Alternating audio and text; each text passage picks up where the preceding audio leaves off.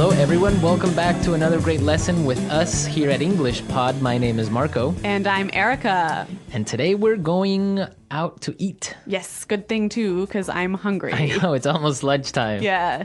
So today we're going to be talking about eating at a restaurant and giving some great recommendations and suggestions. Yes, we have language for describing food, for describing restaurants, and for making suggestions. Great, so let's start with our vocabulary preview for this lesson.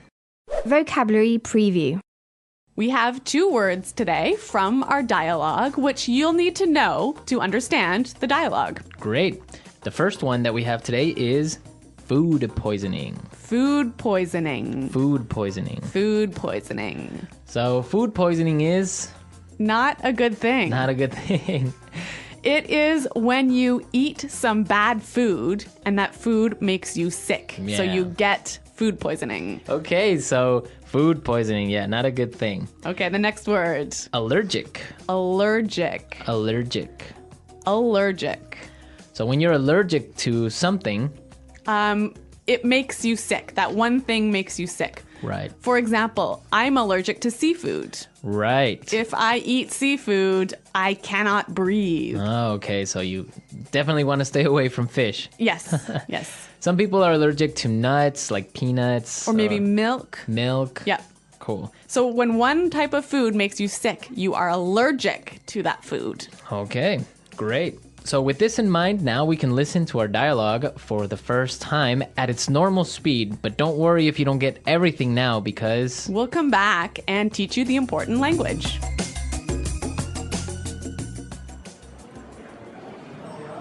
Do you two have any plans for the evening? We were thinking of checking out a restaurant in the neighborhood. Do you have any suggestions? I know this really nice Italian place. The food is fantastic and the decor is beautiful. I'd recommend giving it a try. Actually, I'm not all that crazy about Italian food. I'm in the mood for something a bit lighter. In that case, I know a great little bistro. They make a really tasty seafood platter. The fish is outstanding. It sounds fantastic, but I'm allergic to seafood, so... Okay, well, let me think. Oh, I know this great little place. It's just a hole in the wall, but they do the most amazing sandwiches. You've got to give them a try. Ella, you took me there last time I visited, and I got food poisoning, remember?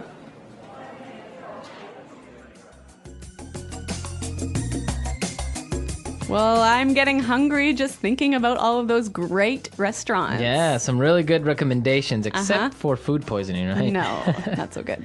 Let's start with our language takeaway for this lesson. Language takeaway. Our first word on language takeaway is check out. Check out. Check out. Check out. So we have some great examples on how we can use check out in different situations, and then you can understand the meaning. Example 1. Have you been to the new cafe next door? Yeah, I checked it out yesterday. The food was great. Example 2. Hey, check out my new car. Example 3. I'm going to check out that new shopping mall this weekend. So I can understand that it just means look at. Yeah, look at. Or go see. So let's go check out that new bar in town. Yeah, okay, Okay. cool. Next word is bistro. Bistro. Bistro. Bistro. So what's a bistro? It's kind of complicated, but it's like a small restaurant that's not really cheap though. Not so cheap, but not so expensive. Uh-huh. And it's usually French. Yes. So it's Yeah, small informal restaurant. yeah, bistro. Mm-hmm. Okay. So our third phrase for today is not all that crazy about. Not all that crazy about. I'm not all that crazy about. Okay, again, kind of a funny phrase, but we've got some examples that will help you understand the meaning. Example 1. Do you want to go shopping with me tomorrow? I'm not all that crazy about shopping. I don't like spending money.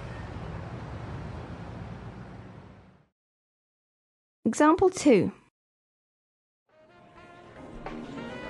I'm not crazy about jazz music, Can I change the song? So this is just a really polite way of saying you don't like something. Exactly. But now the opposite of this would be tasty. Tasty. That's our fourth word, tasty. Tasty. So when something is tasty, It's good. it's good. Like delicious. Delicious. Yeah. You know what? In English, we almost never say the food is delicious, but we always say, It's really tasty. yes. This is really tasty. Yes. Okay. Tasty. And our last phrase for language takeaway, in the mood for. In the mood for. In the mood for. Let's listen to some examples of this phrase and we'll understand the meaning a little bit better. Example 1. We always eat hamburgers for dinner. I'm in the mood for something different. Example 2. Let's watch a movie. How about Texas Chainsaw Massacre? I am not in the mood for a horror movie. So if I'm in the mood for something, I feel like doing or eating or Watching. Yeah. It means you want to do that now. Mm-hmm. Yeah. I'm in the mood for. Okay. Some great language we just looked at, and I think it's time for us to listen to the dialogue a second time.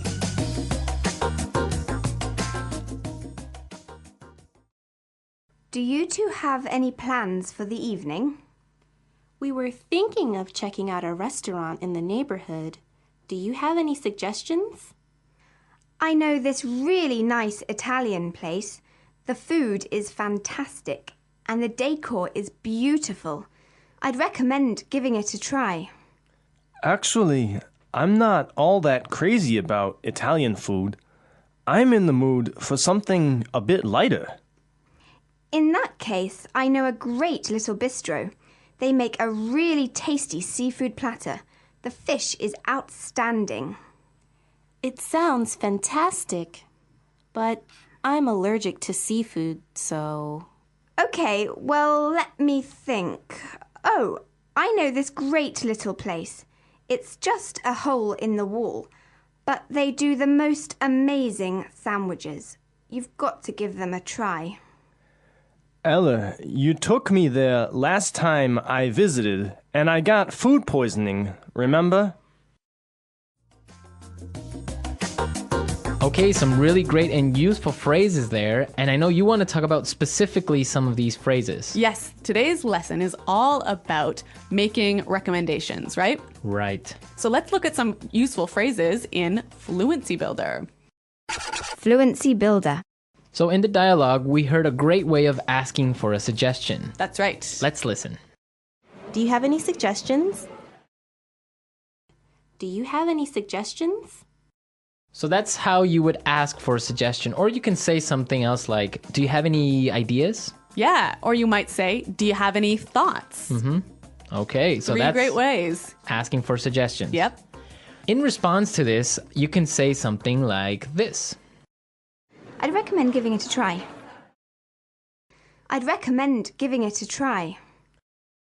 We also heard another phrase that we use for giving suggestions.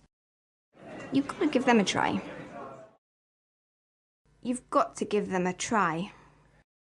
So these two phrases are great. I'd recommend or you gotta give them a try. Yeah. Great ways of suggesting. Yes. Now, what's really important here is the pronunciation of these words, right? Yeah, you'll notice that we don't say, I would recommend. Right. We use the contraction I'd. I'd recommend. I'd recommend. Similarly, in the phrase, you have got to, we shorten that to say, You gotta. you gotta. You gotta give them a try. You gotta. You know what, guys? If you can shorten your phrases like this, if you can push the sounds together, you'll sound a lot more natural, hey? And also you'll be able to understand because in movies or in shows, they will never say, you have got to give them a try. Yeah. So if you know how to use this form, you'll understand what they mean. Exactly. Okay, great. Well, why don't we listen to the dialogue a third time and you'll hear some of these contractions in the dialogue.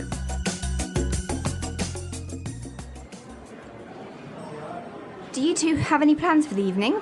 We were thinking of checking out a restaurant in the neighborhood. Do you have any suggestions? I know this really nice Italian place. The food is fantastic and the decor is beautiful. I'd recommend giving it a try.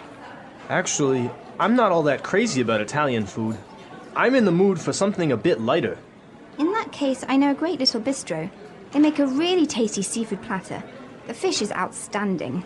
It sounds fantastic, but I'm allergic to seafood, so... Okay, well, let me think. Oh, I know this great little place. It's just a hole in the wall, but they do the most amazing sandwiches. You've got to give them a try. Ella, you took me there last time I visited, and I got food poisoning, remember?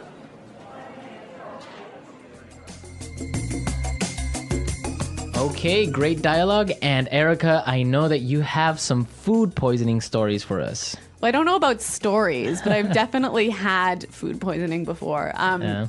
One of the worst times that I ever had food poisoning was when I was traveling in Morocco. Okay. I had some really amazing orange juice, really fresh, squeezed that day in the morning. And then I got on a bus. Okay. I think you can see where this is going. Yeah, so I was on the bus and then I started to feel really sick. And I was just hoping that the bus ride would be over soon. Yeah. But unfortunately it wasn't. Oh, no. All I can say is that I was sick. And all I can say is that I was pretty sick and really, really unhappy. Yeah, I bet. Well, that's very strange that you got sick from orange juice, huh? Well, yeah, maybe it was with some dirty water or something like that. I don't know. It was a terrible situation. Yeah, it's always complicated when you're traveling to other countries. It could be the water, it could be the way they prepare things. So Yeah. Food poisoning. Guys, I hope that you don't get food poisoning. And if you have any food poisoning stories, it would be great for you to share them. Yes, at our website, englishpod.com. And we'll see you there to answer all your questions and comments, but now we have to go. Okay, guys, thanks for listening. We'll see you there. Bye-bye. Bye.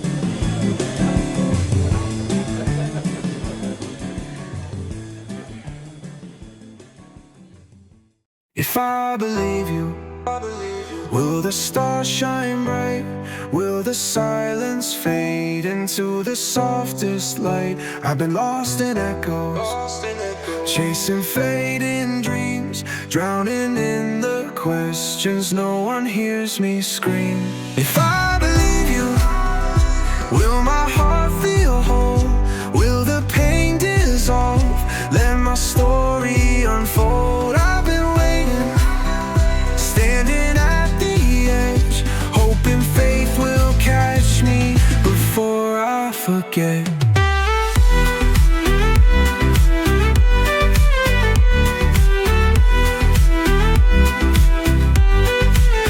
If I believe you, will the past let go? Can I find the answers in the rivers that flow? I've been walking shadows, whispering your name, trying to escape from the ghost of my pain. Maybe faith is just a flicker in the night. Maybe love is just a whisper lost in time. But if I believe you, if I hold on tight, maybe I'll find meaning in the morning light.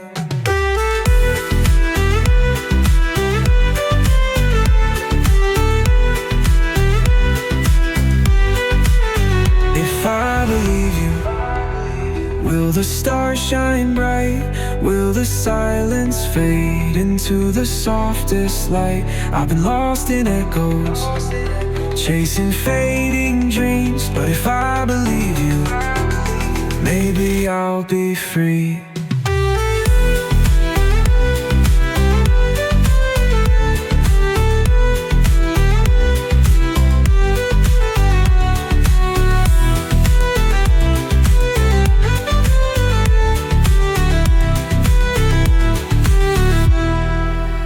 If I believe you, will the past let go? Can I find the answers in the rivers that flow?